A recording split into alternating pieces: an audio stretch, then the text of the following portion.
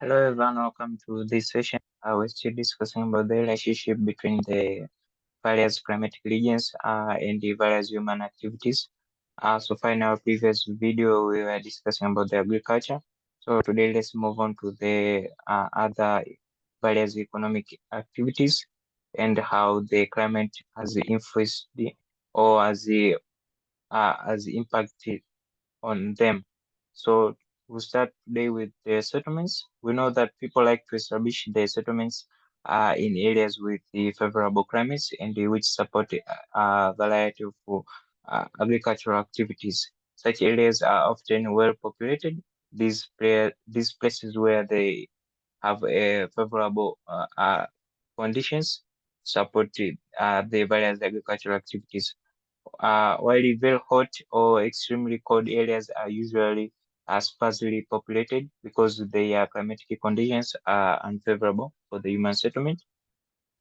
So places where they are very hot or extremely cold, they're just not very populated areas compared to those which are the favorable climatic regions for people to live. So that's how the various climate conditions can influence the settlement of people within a given place. Also, the forests grow very well in the areas that receive enough rainfall and which have sufficient temperatures.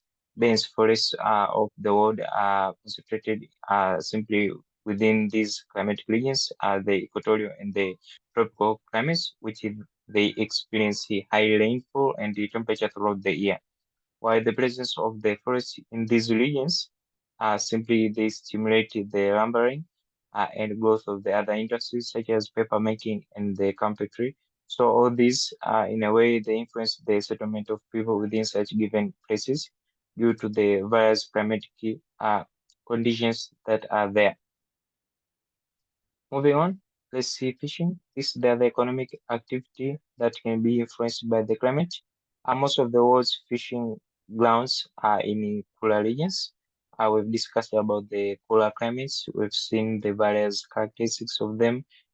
So the fishing grounds are mainly favorable in the cooler regions. The cooler water is simply suitable for the growth of the water plants called the plankton on which the fish feed. So presence of these kinds uh, food, of food for the fish enable the good breeding grounds for the fish, whereby in a way they influence the fishing activity. So the tropical areas simply they are just not suitable for the fish as compared to the regions with the temperature climates.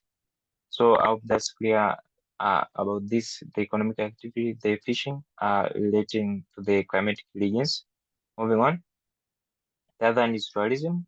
For tourism industry to flourish, the climate in the host countries must be favorable enough to attract the tourists to visit them. Take an example, the tropical countries are simply often visited by the tourists from cooler climates during winter in their home countries to enjoy the warmth of the tropical countries where they swim in warm waters and they sunbathe in the tropical beaches.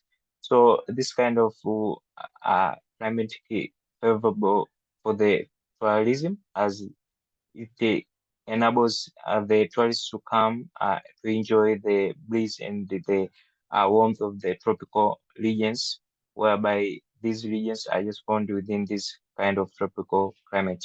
So likewise, the tropical climate also supports the enormous wildlife, which serves as tourist attractions. Take an example, those tropical regions that are found in East Africa, they are favorable for the numerous wildlife, whereby these numerous wildlife, take an example, tigers, giraffe, zebras, etc. They are very good tourist attractions. So in a way, this kind of climatic region, it influences the tourism as the economic activity. Moving on. The other one is industry. The establishment and the growth of the industries are strongly correlated to the climatic conditions. Most industries are established in areas where raw materials are adequately available or are just adequately found. For instance, milk, tea, tobacco, meat, fish, and fruit processing industries are mostly often located where the raw materials are found. Likewise, the lumbering industries are built close or just near to the forest. And the forests, they grow in different kinds of climatic regions. Take an example, the equatorial regions or the tropical regions. So the kind of climatic regions, they influence kinds of various suitable conditions for the availability of the raw materials, which are just mostly needed for the various industries to be established. Of the clear.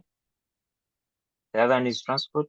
Development of the transport systems in some climatic regions is very difficult, as for example, the tropical and the equatorial regions, which receive much rainfall throughout the year. They've poorly developed roads due to this kind of lanes. They cause the roads to be in very poor shape.